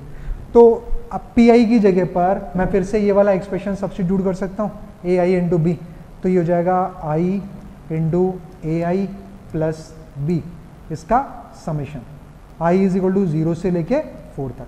तो ये हो जाएगा a इंटू आई स्क्वायर का समेशन, और ये हो जाएगा b इंटू आई का समेशन। तो यहाँ से इक्वेशन बन जाएगी अपने पास 30a प्लस 10b, और ये वैल्यू अपने को गिवन है 5/2। तो इन दोनों को यूज़ करके अपन ए और बी की वैल्यू इजीली निकाल सकते हैं। यहाँ से सॉल्व करने पर इसका ट्वाइस अगर इसमें से सबट्रैक्ट कर देते हैं तो अपने पास 1/2 और 10, तो ए की वैल्यू आ जाती है 1/20 और बी आ जाएगा 1/10।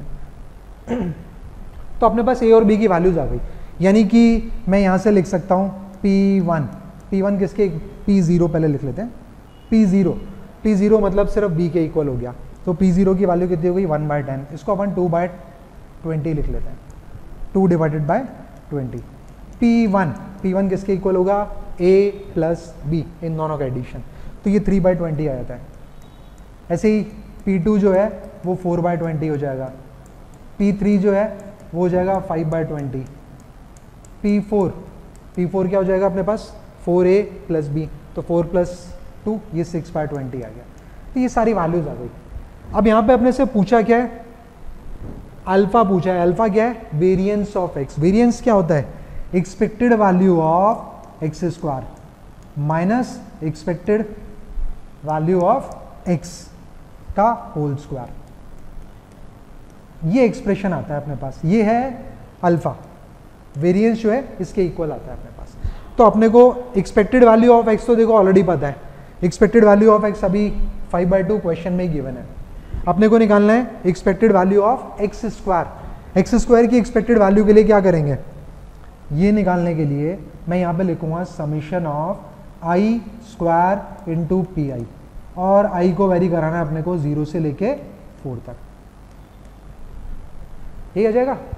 तो अब चाहें तो अपन इसको ए और बी के टर्म्स में भी निकाल सकते हैं, या फिर ये सारी वैल्यूज से मल्टीप्लाई कर दो। आई स्क्वायर 0 इंटू P0, ये तो लिखने की ज़रूरत नहीं है, 1 इंटू 3/20 प्लस 4, 2 का square 4 into 4/20 plus 3 square into 5/20 plus 4 square into 6/20। इसको जब पूरे को कैलकुलेट करेंगे तो अपने पास फाइनली ये वैल्यू आ जाती है 1.75। यही वैल्यू जो मैंने अभी बोला, इसी तरह से इसको कैलकुलेट करना है बस। आई स्क्वायर इंटू पी आई, आई की वैल्यू पता ही है ये सारी, और इन्हीं पी आई से इनको मल्टीप्लाई कर दो अपने को। लेकिन क्वेश्चन में पूछा है 24 अल्फा, तो 24 अल्फा क्या हो जाएगा, 24 multiplied by 1.75 which is equal to 42। तो ये इसका आंसर आ गया। तो थोड़ा सा कैलकुलेटिव है, बट एज सच बहुत टिपिकल कैलकुलेशन नहीं है इसके अंदर। क्वेश्चन नंबर 14 देखते हैं, ये मैट्रिसेस पे बेस्ड है, तो ये इसमें एक्चुअली बेसिक काउंटिंग पे भी क्वेश्चन है, और एक सिस्टम ऑफ इक्वेशंस पे भी क्वेश्चन है, और डिटर्मिनेंट वैल्यू पे भी क्वेश्चन है। तो इसमें थोड़ा सा कैलकुलेटिव है question, but as such difficult नहीं है। तो अब इसमें देखते हैं अपने को क्या क्या गिवन है। अल्फा बीटा इस इक्वेशन के रूट्स हैं, तो इस इक्वेशन के रूट अगर मैं सम निकालूं, sum of roots alpha plus beta, कितना आ जाएगा इसमें अपने पास -1। अब यहाँ पे एक सेट डिफाइन किया है जिसमें 1 अल्फा और बीटा, ये 3 एलिमेंट्स हैं। अब एक 3x3 का मैट्रिक्स है, 3x3, जिसमें 9 एलिमेंट आएंगे, और वो उसको इस तरीके से, उसमें 2 टर्म्स डिफाइन किए हैं, एक RI और एक CJ। RI बेसिकली रो में जो 3 एलिमेंट्स हैं उनका सम हो गया, CJ मतलब उस कॉलम में जो एलिमेंट्स हैं उनका सम हो गया। मतलब अगर मैं मुझे बोले R1 क्या होगा, फर्स्ट रो के जो एलिमेंट्स हैं उनका सम, C1 क्या है, फर्स्ट कॉलम के जो एलिमेंट्स हैं उनका सम। फिर इसके बाद दे रखा है अपने को ये मैच कराने, तो इसमें देखो फर्स्ट क्वेश्चन में क्या दे रखा है, 3x3 मैट्रिक्स है, कितने मैट्रिक्स होंगे ये बताना है, इसका हर एक एलिमेंट T को बिलोंग कर रहा है, मतलब इसके जो एलिमेंट्स हैं वो 1 अल्फा बीटा के अलावा कुछ भी नहीं हो सकते। अब कंडीशन क्या है, RI = CJ = 0 for all IJ, मतलब बेसिकली किसी भी रो या किसी भी कॉलम के तीनों एलिमेंट्स का सम क्या होना चाहिए, 0। तो अपन यहाँ पे एक बार चेक करते हैं।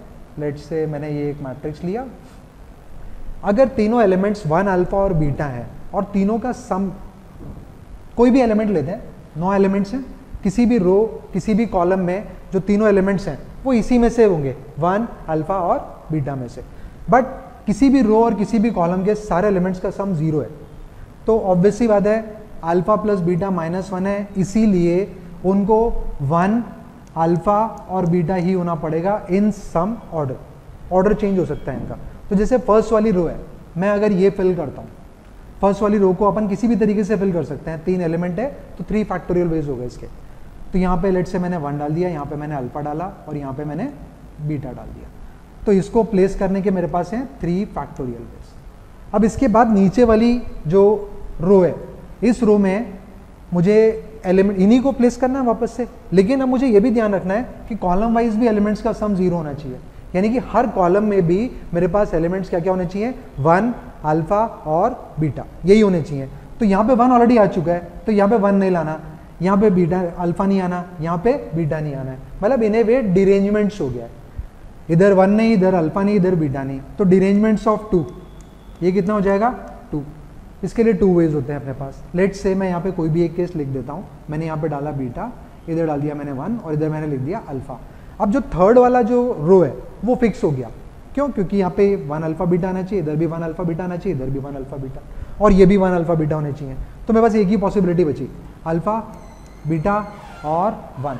तो ये अपने पास 3 ये बन गया बेसिकली, मतलब लास्ट वाली रो के लिए सिर्फ एक ही पॉसिबिलिटी बची अपने पास।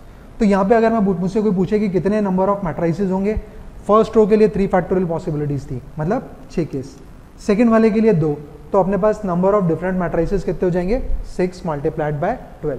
तो इसके करेस्पॉन्डिंग जो आंसर आएगा वो 12 हो गया, पी के करेस्पॉन्डिंग 2 आ गया। अब अगर सेकंड वाला देखते हैं, इसमें number of symmetric matrices with all entries in T such that c j is equal to 0 for all j. Symmetric भी है और हर एक कॉलम के सारे एलिमेंट्स का सम 0 भी आना चाहिए, यानी कि हर एक कॉलम में जो एलिमेंट्स होंगे मेरे पास वो 1 अल्फा बीटा, 1 अल्फा बीटा और 1 अल्फा बीटा ही होने, और सिमेट्रिक भी होना चाहिए। तो मैं यहाँ पे पहले 1 अल्फा और बीटा फर्स्ट वाली रो में किसी भी तरीके से प्लेस कर देता हूँ। तो ऑफकोर्स इसके लिए नंबर ऑफ वेज हो जाएंगे मेरे पास 3 फैक्टोरियल, और ये क्या होना चाहिए, सिमेट्रिक। अब अगर मैं नेक्स्ट वाला रो देखता हूँ, यहाँ पे मैंने 1 को ऑलरेडी प्लेस कर दिया है, और ये मेरे पास सिमेट्रिक भी होना चाहिए, मतलब जो एलिमेंट यहाँ पर है वही एलिमेंट इधर भी आएगा और ये बीटा इधर आ जाएगा। सिमेट्रिक मैट्रिक्स में यही कंडीशन है। अब देखो 1 और बीटा को प्लेस करना है, क्यों? क्योंकि मेरे पास किसी भी कॉलम के सारे एलिमेंट्स का सम 0 है, c j is equal to 0 for all j. तो यहाँ पे मेरे पास 1 और बीटा प्लेस करना है। अगर मैं बीटा को यहाँ पे प्लेस करता हूँ तो इधर 1 आ जाएगा, ठीक है। तो इधर मुझे क्या लिखना पड़ेगा, 1, और यहाँ पे क्या लिखना पड़ेगा फिर मुझे, अल्फा। तो ये केस तो वैलिड था। अब अगर मैं दूसरा केस लेता हूँ, उल्टा लिख देता हूँ, एक बार चेक करते हैं कि उल्टा पॉसिबल है या नहीं है। तो यहाँ पे मैंने लिखा 1 और इधर लिखा बीटा, तो मुझे यहाँ पे बीटा ही लिखना पड़ेगा क्योंकि ये सिमेट्रिक मैट्रिक्स है। लेकिन जैसे इधर बीटा लिखूंगा तो मेरे पास यहाँ पे 2 बीटा हो गए, जो कि पॉसिबल नहीं है। यानी कि अपने पास जो मैंने पहले केस लिखा था सिर्फ वही केस पॉसिबल है कि इधर बीटा आएगा, इधर 1 और उसके बाद यहाँ पे 1 और यहाँ पे अल्फा। तो ये मेरे पास सिमेट्रिक मैट्रिक्स आ गया, यानी कि फर्स्ट कॉलम के बेसिस पे ही बाकी के दोनों कॉलम्स फिक्स्ड हो गए। तो सिर्फ 3 फैक्टोरियल नंबर ऑफ वेज हो गए, यानी कि ये जो क्यू है इसके लिए अपने पास 4th वाला ऑप्शन ट्रू हो गया, ठीक है। तो ये आंसर आ गया अपने पास। अब अगर मैं इसमें थर्ड वाला देखता हूँ, इसमें मुझे एक मैट्रिक्स दे रखा है, वो मैट्रिक्स क्या है, स्क्यू सिमेट्रिक मैट्रिक्स है। स्क्यू सिमेट्रिक मतलब उसकी डिटर्मिनेंट वैल्यू क्या होगी, 0। अब यहाँ पे दे रखा है नंबर ऑफ एलिमेंट्स बताने हैं इसमें कि ऐसे कितने मैट्रिसेस होंगे 1 क्रॉस 3 के, 3 cross 1, x y z real, मतलब बेसिकली रियल एंट्रीज हैं, और m जो अपना पहले वाला मैट्रिक्स था, इन दोनों को मल्टीप्लाई करने पे अपने पास ये वाला मैट्रिक्स आना चाहिए। और m के जो एलिमेंट्स हैं वो स्क्यू सिमेट्रिक मैट्रिक्स है और उसी से बिलोंग करने चाहिए इसके एलिमेंट, 1 अल्फा और बीटा। लेकिन ये सिर्फ तब होगा जब i is greater then j। i is greater then j का मतलब क्या हुआ, जो मैट्रिक्स में जो ये नीचे वाले 3 एलिमेंट्स होते हैं ये 1 अल्फा बीटा में से बिलोंग करेंगे।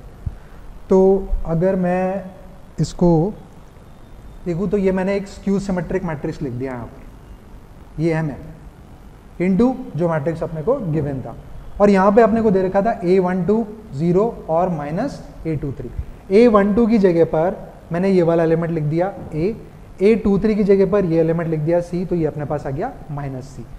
अब अगर मैं यहाँ पे बोलना क्या चाह रहा है इस क्वेश्चन में कि इस इक्वेशन के अपने पास कितने सॉल्यूशन होंगे, कितने एलिमेंट्स होंगे, बस ये बताना है। तो यहाँ पे अगर मैं ऑप्शंस देखूँ तो 1, इनफाइनाइट और 0 तीनों ही ऑप्शंस हैं अपने पास अवेलेबल। अब अगर यहाँ पे ये system of equations upon solve करें तो मैट्रिक्स मल्टीप्लाई कर लें तो ये अपने पास आ जाएगा a y plus b z, इसकी वैल्यू हो जाएगी ए। दूसरी इक्वेशन हो जाएगी minus a y plus c z is equal to 0। तीसरी इक्वेशन बन जाएगी minus b x minus c z is equal to minus c. ये तीसरी इक्वेशन आ गई। अब ये स्क्यू सिमेट्रिक मैट्रिक्स के लिए जो डिटर्मिनेंट वैल्यू होती है तो अपने पास 0 ही होती है, यानी कि अपने पास दो ही पॉसिबिलिटीज़ हैं, या तो इनफाइनाइट सॉल्यूशंस या फिर नो सॉल्यूशन। अब अगर मैं यहाँ पर ऑप्शंस देखूँ, देखो फर्स्ट वाले के लिए पी के लिए अपने पास ऑलरेडी सेकंड वाला आ चुका है, और क्यू के लिए फोर्थ वाला। पी के लिए सेकंड और क्यू के लिए फोर्थ, तो सी ऑप्शन या फिर बी ऑप्शन। अब इसमें देखो आर के लिए 1 और आर के लिए 3 दे रखा है, मतलब या तो एक सॉल्यूशन हो या इनफाइनाइट। तो ये तो क्लियर होगी अपने को कि इनफाइनाइट सॉल्यूशन ही आना है। ये तो इसमें ऑप्शंस इस तरह से थे कि अपने को पता चल गया, अपने को आगे कैलकुलेट करने की ज़रूरत नहीं थी। लेकिन एक बार देख लेते हैं हम कि आएगा कैसे, वो भी देख लेते हैं।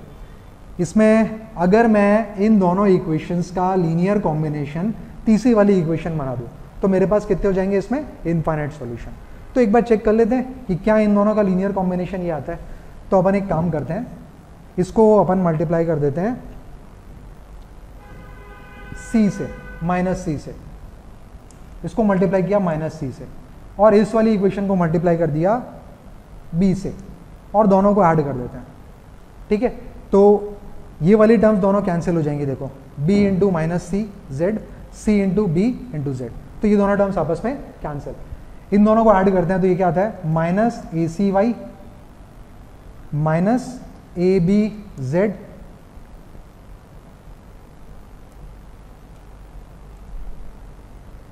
Minus a x. ये वाली टर्म एक्चुअली एक्स होगी, ये वाली टर्म गलत लिख दिया हमने, तो ये हो जाएगा x।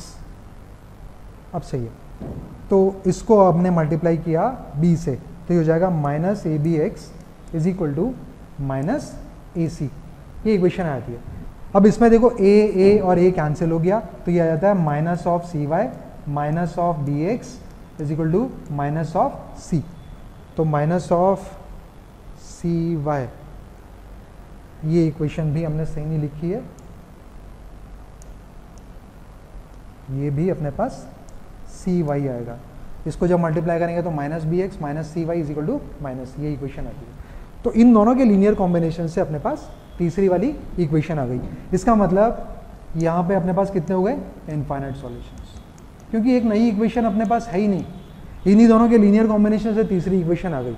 अपने को 3 वेरिएबल्स की वैल्यूज निकालने के लिए 3 इक्वेशंस चाहिए होती हैं, बट यहाँ पे 2 ही हैं, तो इसीलिए यहाँ पे इनफाइनाइट सॉल्यूशन हो गया। एक लास्ट वाला और बचा है, वो देखते हैं। इसमें यहाँ पे दे रखा है कि r i is equal to 0 for all r i, मतलब रो वाइज तीनों एलिमेंट्स का सम क्या आ रहा है, 0। तो एक बार अपन इसको भी चेक कर लेते हैं कि मैंने ये कोई एक मैट्रिक्स ले लिया, कुछ नंबर्स हैं यहाँ पर। अगर मैं इसमें ये वाली ट्रांसफॉर्मेशन यूज़ करूँ, कॉलम 1 को लिखा column 1 plus column 2 plus column 3, तो यहाँ पर इन तीनों एलिमेंट्स का सम आ जाएगा। इस जगह पर, इस जगह पर इन तीनों एलिमेंट्स का सम आ जाएगा, इस जगह पर इन तीनों एलिमेंट्स का सम आ जाएगा। बट मुझे पता है R1 R2 R3 क्या है, 0, मतलब इन तीनों का सम भी 0 है, इन तीनों का सम भी 0 है, इन तीनों का सम 0 है। तो मेरे पास ये जो फर्स्ट वाला कॉलम है उसमें तीनों एलिमेंट 0 हो गए, और किसी भी डिटर्मिनेंट में अगर तीनों एलिमेंट 0 हैं तो उसकी डिटर्मिनेंट वैल्यू क्या हो जाएगी, 0। तो यहाँ पर भी अपने पास जो इसकी डिटर्मिनेंट वैल्यू है वो 0 आ जाती है, तो 5 आ गया। तो इसमें अपने पास आंसर हो जाएगा ये वाला सी ऑप्शन। पी का 2 अपन निकाल ही चुके हैं, क्यू के लिए 4 हो गया, आर के लिए थर्ड इनफाइनाइट था, और लास्ट वाले में डिटरमिनेंट वैल्यू 0, तो ये 5। तो ये आ जाता है। इसमें थोड़ा कैलकुलेटिव क्वेश्चन था, बट मैनेजेबल था ये। क्वेश्चन नंबर 15 देखते हैं। ये स्ट्रेट लाइन और सर्कल बेसिकली कोऑर्डिनेट ज्योमेट्री का टॉपिक है। सिंपल क्वेश्चन है, मुश्किल नहीं है। इसमें अगर अपन पढ़ें, देखिए क्वेश्चन में क्या दे रखा है। एक स्ट्रेट लाइन है y = 2x, एक सर्कल को टच कर रही है जिसका सेंटर है 0, अल्फा। ये पॉइंट हमेशा y एक्सिस पे लाई कर रहा है और अल्फा ग्रेटर देन 0 है। यानी कि अगर मैं ये सर्कल ड्रॉ करूं, ये सर्कल हमने ड्रॉ किया, तो ये जो है इसका सेंटर y एक्सिस पे लाई करेगा। यहाँ पे कहीं पे अपन ने x एक्सिस ले ली, और ये जो लाइन है y equal to 2x line, ये सर्कल को टच कर रही है। तो इसमें अपने को दे रखा है इसका सेंटर है 0, अल्फा, ये यहाँ पे इस पॉइंट को टच कर रहा है। लेट्स से सेंटर को अपन ने C ले लिया, ये पॉइंट है A1, फिर इसने क्या बोला है B1 be the point on the circle such that the line segment A1 B1 is diameter. तो इसी को अपन एक्सटेंड कर देते हैं यहाँ पर। ये जो पॉइंट है ये आ गया अपने पास B1। अब इसमें क्या दे रखा है अल्फा प्लस R सर्कल की रेडियस है, ये R है। तो अल्फा प्लस R की वैल्यू गिवन है 5√5। अगर मैं ये एंगल को थीटा लेता हूँ तो tan theta is equal to हो जाएगा 2, क्योंकि स्लोप अपने पास लाइन का 2 दे रखा है। अगर ये एंगल थीटा है तो ये हो जाएगा, ये वाला जो एंगल है ये हो जाएगा 90 माइनस थीटा। अब इस वाले ट्राइंगल में ये एंगल तो 90 डिग्री होता ही है, यानी कि R डिवाइडेड बाय ये वाली लेंथ, इसको मैं बोल सकता हूँ साइन ऑफ ये एंगल। तो अपने पास आ गया sine of 90 minus theta is equal to R by alpha, तो ये आ गया कॉस थीटा। अगर tan थीटा की वैल्यू 2 है तो कॉस थीटा हो जाएगा अपने पास 1/√5, दिस इक्वल टू हो जाएगा 1/√5। तो यहाँ से मेरे पास एक रिजल्ट आ जाता है alpha is equal to √5 times of R, और R और अल्फा का अपने को सम गिवन है 5 प्लस √5। तो यहाँ से आ जाएगा R plus √5R is equal to 5 plus √5। इसको कैलकुलेट करने पे अपने पास R की वैल्यू आ जाती है √5। R √5 है और R बाय अल्फा 1/√5 है, तो यहाँ से अल्फा की वैल्यू हो गई 5, अल्फा 5 के इक्वल हो गया। यानी कि ये पॉइंट आ गया अपने पास 0,5, ये पॉइंट है 0,5, ये लेंथ 5 है और ये लेंथ है √5।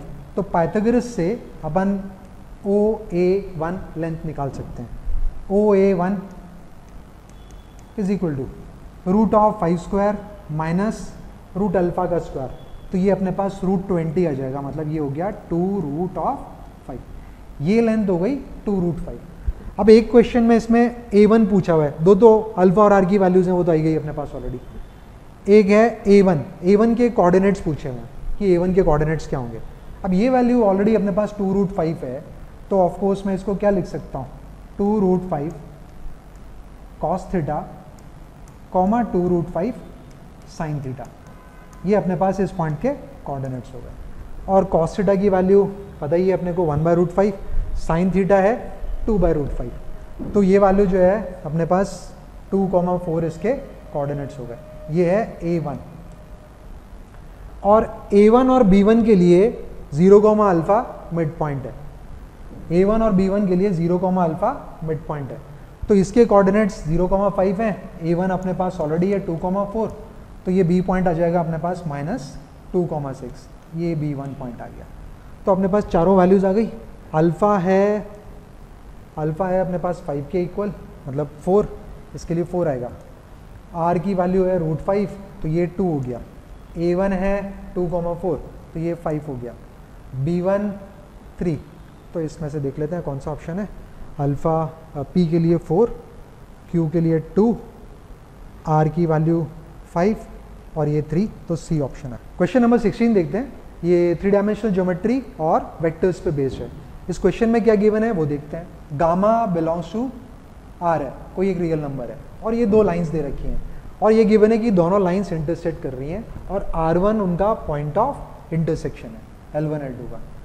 O ओरिजिन है, n कैप एक नॉर्मल वेक्टर है to the plane containing both the lines. इन दोनों लाइन से जो प्लेन बनेगा, अगर लाइंस इंटरसेक्ट कर रही हैं तो एक प्लेन में लाई करेंगी, तो इन दोनों से जो प्लेन बन रहा है उस प्लेन के परपेंडिकुलर ये नॉर्मल वेक्टर हो गया। तो अब अपने को ये एंट्रीज को मैच करना है। इसमें गामा की वैल्यू चाहिए, यहाँ पे इस लाइन में एक गामा छोड़ा हुआ है, मतलब लाइन की पूरी इक्वेशन अपने पास नहीं है।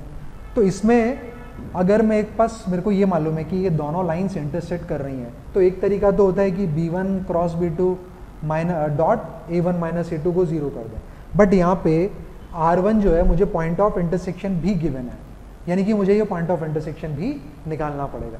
तो अपने यहाँ पर जनरल पॉइंट्स मान लेते हैं दोनों लाइन के ऊपर। अगर इस वाली लाइन पे जनरल पॉइंट लेता हूँ मैं, तो ये हो जाएगा लैम्डा माइनस 11, यहाँ से आ जाएगा 2 लैम्डा माइनस 21, यहाँ से हो जाएगा 3 लैम्डा माइनस 29, और ये वाला जो पॉइंट है ये हो जाएगा, इस लाइन पर जनरल पॉइंट लिया तो वो हो जाएगा 3 म्यू माइनस 16, यहाँ से आता है 2 mu minus 11, gamma into mu minus 4। तो ये पॉइंट के कोऑर्डिनेट्स आ गए। बट ये दोनों लाइन्स इंटरसेक्ट कर रही हैं, तो एक पॉइंट दोनों में कॉमन होगा। तो एक काम करते हैं, इन दोनों को इक्वेट कर देते हैं। एक इक्वेशन ये आएगी इन दोनों से इक्वेट करने पर, और एक इक्वेशन इन दोनों को इक्वेट करने पर। जब इन दोनों को इक्वेट करते हैं तो अपने पास म्यू की वैल्यू 5 आ जाती है और लैम्डा आ जाएगा 10। ये दो वैल्यूज आ जाती हैं अपने पास। अब तीसरा कोऑर्डिनेट भी मैच करना चाहिए, तो यहाँ पे भी पुट कर देते हैं। इसमें अगर मैं लैम्डा की जगह पुट करता हूँ तो मेरे पास 1 आता है, इज इक्वल टू इसकी जगह पे म्यू की वैल्यू 5 पुट की तो ये आता है 5 गामा माइनस 4। यहाँ से सॉल्व करने पर गामा की वैल्यू 1 आ गई, गामा इज इक्वल टू 1। तो इसके करस्पॉन्डिंग अपने पास ये आ गया। उसके बाद अपने को क्या क्या चाहिए, एन वेक्टर बताना है। तो एन वेक्टर या एन कैप जो है ये नॉर्मल वेक्टर है इन दोनों लाइंस के परपेंडिकुलर, यानी कि एन कैप जो है ये एक यूनिट वेक्टर होगा along B1 vector cross B2 vector. B1 vector है i plus 2j plus 3k, और B2 वेक्टर है 3i plus 2j plus gamma i, but gamma की वैल्यू ऑलरेडी पता है 1। तो जब इसको कैलकुलेट करेंगे तो अपने पास या तो ये वाला वेक्टर हो सकता है या इसका नेगेटिव। वो कैलकुलेट करने पे यही वाला वेक्टर आ जाता है। जब क्रॉस प्रोडक्ट निकालोगे और उसके मैग्नीट्यूड से डिवाइड करोगे तो ये आ जाता है अपने पास, या तो ये आएगा या फिर -1/√6 i plus 2/√6 j minus 1/√6 k। इन दोनों में से एक होगा क्योंकि दोनों ही उसके परपेंडिकुलर हैं और अपने को यूनिट वेक्टर बताना था, तो दोनों पॉसिबिलिटीज हैं। लास्ट वाले में क्या पूछा है, OR1 वेक्टर का मैग्नीट्यूड। यहाँ से अगर मैं ये म्यू की लैम्डा की जगह 10 पुट कर देते हैं तो ये वाला जो पॉइंट है ये पॉइंट आ जाएगा अपने पास -1, -1, 1। ये पॉइंट हो गया, ये R1 के कोऑर्डिनेट्स हैं। तो OR1 वेक्टर ये किसके इक्वल हो जाएगा, दिस माइनस दिस कर लो तो अपने पास ये आ जाता है दिस माइनस ओरिजिन। तो ये अपने पास -i माइनस j प्लस के आ गया, तो ये OR के करस्पॉन्डिंग ही आ गया, मतलब ये बेसिकली R के करस्पॉन्डिंग है। फिर यहाँ पे क्या पूछा है, OR1 vector dot n cap, इसकी वैल्यू पूछी है। ये वेक्टर पता है, ये मेरे पास दोनों है, तो दोनों से डॉट प्रोडक्ट लेके देख लो, ये वाला ऑप्शन मैच कर जाएगा। एक में वैल्यू आ जाएगी नेगेटिव ऑफ स्क्वायर रूट 2/3 और एक में ये पॉजिटिव वैल्यू आ रही है। तो इसमें अपने पास अगर अपन ऑप्शन चेक करें, गामा की वैल्यू 1 तो इसके लिए 3 आना चाहिए, और इसके लिए अपने पास 4 आता है तो 4, ये भी वही सेम मैच कर रहा है तीनों में। R के करस्पॉन्डिंग OR1 वेक्टर आया मेरे पास 1, तो ये भी 1, ये भी तीनों में मैच कर रहा है। तो इसके लिए देख लेते हैं, OR1 vector dot n cap ये आता है 5, तो ये वाला आंसर हो जाएगा इसका C। क्वेश्चन नंबर 17 देखते हैं। ये डिफरेंशिएबिलिटी, फंक्शन, रेंज, उस पर बेस्ड क्वेश्चन है। इसमें दो फंक्शंस गिवन है अपने को, f of x, f defined है real to real, g defined है रियल टू रियल, और फिर ये एक नया फंक्शन डिफाइन कर दिया उसने h ऑफ x, और इसमें ABCD कुछ वैल्यूज डाल दी, उसके हिसाब से इसने 4 अलग अलग क्वेश्चन फ्रेम कर लिए, और उनके लिए अपने को बताना है फंक्शन 1 है, ऑन टू है, डिफरेंशिएबल है, या उसकी रेंज क्या है।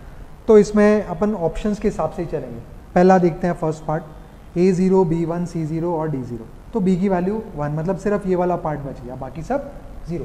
तो अगर ये फंक्शन देखते हैं तो ये है g of x plus g of half minus x, लेकिन g ऑफ x की वैल्यू बाकी हर जगह पे 0 है, सिर्फ 0 से हाफ में ये 1 माइनस 2x होता है। तो अगर अपन g of x plus g of half minus x निकालें तो ये फंक्शन क्या आएगा अपने पास, 0 से हाफ में, तो ये तो यही हो जाएगा 1 माइनस 2x।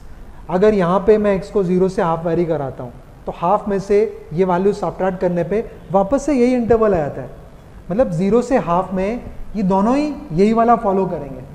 बट इसके लिए तो क्या लिखेंगे अपन, 1 माइनस 2x, और इसके लिए क्या लिखेंगे, 1 minus twice of half minus x. इसके लिए मैंने यही वाला फंक्शन इसलिए यूज़ किया क्योंकि 0 से हाफ, यहाँ पे 0 पुट करोगे तो क्या वैल्यू आती है हाफ, और हाफ पुट करते हैं तो 0, मतलब ये अंदर वाला इंटरवल 0 से हाफ ही वेरी करेगा, तो इसीलिए यही वाला फंक्शन कंसिडर करना है अपने को। अब अगर इन दोनों को अपन ऐड करते हैं तो ये 2x और ये प्लस 2x आपस में कैंसिल, 1 + 1 2 - 1 ये 1 हो गया, तो ये 1 आ गया for x belongs to 0 to half. और अगर बाकी पॉइंट देखें अदरवाइज तो ये वैल्यू 0 है, ये देखो 0, तो ये तो हमेशा ही 0 हो जाएगा उस केस में। अब इसकी रेंज में सिर्फ 2 ही एलिमेंट है, कौन कौन से, 0 और 1, तो ये वाला इसका आंसर हो गया, मतलब इसके लिए आंसर क्या हो गया 5th। 1 1 है नहीं है, बहुत सारी वैल्यूज़ के करस्पॉन्डिंग अलग अलग वैल्यूज़ आ रही हैं अपने पास। 0 से आप पूरे इंटरवल में 1 वैल्यू है, उसके अलावा कोई भी पॉइंट ले लो 0 वैल्यू आ रही है, तो ये क्या हो गया मिनी 1 फंक्शन। उसके बाद ऑन टू नहीं, रेंज में सिर्फ 2 ही एलिमेंट है, ऑन टू नहीं हो सकता है ये, क्योंकि और रियल टू रियल डिफाइंड है एच। उसके बाद डिफरेंशिएबल भी नहीं है क्योंकि ये 0 और हाफ दोनों पे डिसकंटिन्यूस होगा। रेंज 0 से 1 नहीं, रेंज अपने पास 0, 1 आ रही है, सिर्फ 2 डिस्क्रीट एलिमेंट्स होंगे, कंटिन्यूस इंटरवल नहीं आएगा। क्यू पार्ट में देखते हैं, a = 1, b = 0, c = 0, d = 0, तो a को 1 मतलब सिर्फ f(x) हो गया, तो यही वाला फंक्शन आ गया अपने पास। अब इस फंक्शन के लिए अपने को बताना है कि कौन कौन से केसेस वैलिड है। रेंज की बात करें सिर्फ 0 और 1 2 एलिमेंट नहीं, बहुत सारे एलिमेंट्स आएंगे इसमें। तो range of H is 0, 1 close bracket, नहीं ये वैल्यू 1 से बड़ी भी हो जाएगी, तो ये वाला भी ऑप्शन रूल्ड आउट हो गया। 1 1 नहीं, साइन 1/x बहुत सारी x की वैल्यूज़ के करस्पॉन्डिंग 0 होगा, तो ये एक्सप्रेशन भी बहुत सारी वैल्यूज़ पे 0 है, यानी कि ये 1 1 भी नहीं है। ऑन टू के बारे में मुझे पता है, ये एक्सटेंड्स टू इन्फिनिटी पे ये वैल्यू कहाँ पे टेंड करेगी 0, तो ये साइन 0 को टेंड करेगा, मतलब इन्फिनिटी पे ये 0 को अप्रोच कर रहा है, तो इसमें मेरे पास सारे रियल नंबर्स इसकी रेंज में नहीं आएंगे, तो ये ऑन टू भी नहीं होगा। डिफरेंशिएबल ऑन आर, ये बहुत ही स्टैंडर्ड सा क्वेश्चन है जो कि बहुत जगह पे हम लोग देखते हैं। तो f(x) जो है इसको मैं क्या लिख सकता हूँ, हमें mod x दे रखा है, x is not equal to 0 के लिए, तो 2 केस ले लेते हैं। अगर x लेस देन 0 है तो ये हो जाएगा -(x²) sin 1/x, और x ग्रेटर देन 0 के लिए यही पॉजिटिव हो जाएगा, x² sin 1/x, और x इज इक्वल टू 0 के लिए ये 0 ही रहेगा। अब अगर ये फंक्शन डिफरेंशिएबल है या नहीं है, उसके लिए मुझे LHD और RHD दोनों निकालनी पड़ेंगी।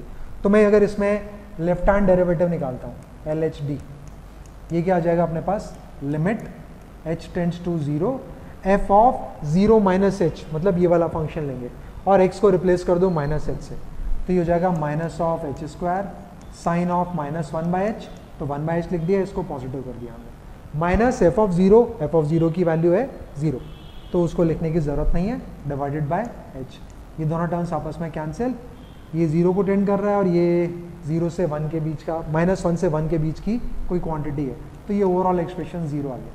सिमिलरली जब राइट हैंड डेरिवेटिव निकालोगे तो वहाँ पे बस एक नेगेटिव साइन आ जाएगा, बाकी सब एज इट इज़, तो ये वो भी 0 ही हो जाएगा। LHD RHD इक्वल मतलब फंक्शन डिफरेंशिएबल, तो ये 3 आ गया अपने पास। नेक्स्ट वाला है a = 0, b = 0, d = 0 और c की वैल्यू है 1, मतलब ये फंक्शन हो गया x -